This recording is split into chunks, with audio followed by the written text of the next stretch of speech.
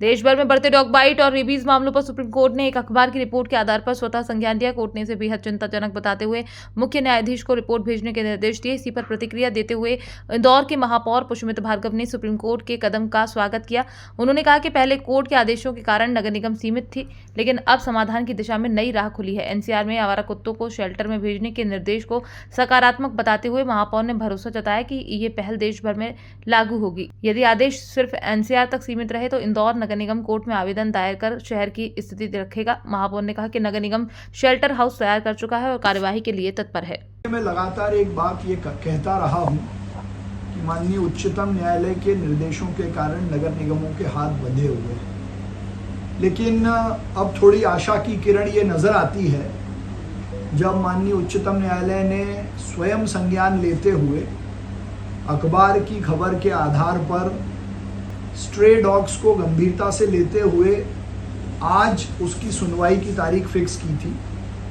और अभी जो जानकारी कोर्ट रूम से या कोर्ट ने अपने आदेश में जो चीज़ें ऑब्जर्व की हैं, उस आधार पर मीडिया में भी ये विषय आया है कि माननीय उच्चतम न्यायालय ने दिल्ली सरकार को, दिल्ली नगर निगम को एनसीआर से पहले चरण में 5000 से ज़्यादा स्ट्रे डॉग्स को बाहर शेल्टर होम में ले जाने का फैसला सुनाया है। मैं अपनी ओर से ये मानता हूँ कि ये निर्णय केवल एनसीआर तक सीमित नहीं रहेगा। देश के अन्य नगर निगमों में भी जहाँ स्ट्रेट डॉग्स का मेनेस या आवारा कुत्तों के कारण डॉग बाइट्स के जो केस बढ़े हैं, उनको कंट्रोल करने के लिए ऐसे दिशा निर्देश देश के सभी शहरों पे लागू होंगे, ऐसा मुझे विश्वास है।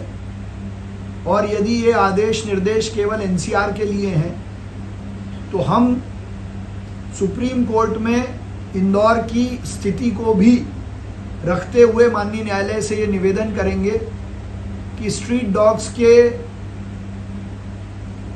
होने वाली समस्या का निजात दिलाने के लिए वो इंदौर जैसे बड़े शहरों के लिए भी दिशा निर्देश जारी करें। नगर निगम में शेल्टर हाउस बनाकर वहाँ डॉग शिफ्ट करने के लिए तैयार है। सर, क्या सुप्रीम कोर्ट के इस दिशा निर्देश के आधार पर भी नगर पालिका निगम कोई सी भी कार्रवाई कर सकती है, या माना जाए कि इस आदेश के बाद कहीं ना कहीं रिलीफ मिला है कि भविष्य के लिए एक रास्ता? मैं तो खुश इस बात से हूँ कि पुराने आदेशों के तारतम्य में कोई एक नई दिशा खुली है, क्योंकि पहले के आदेशों में यदि कोई कार्रवाई करता था तो लोगों पर समाज के लोगों पर एफआईआर होती थी।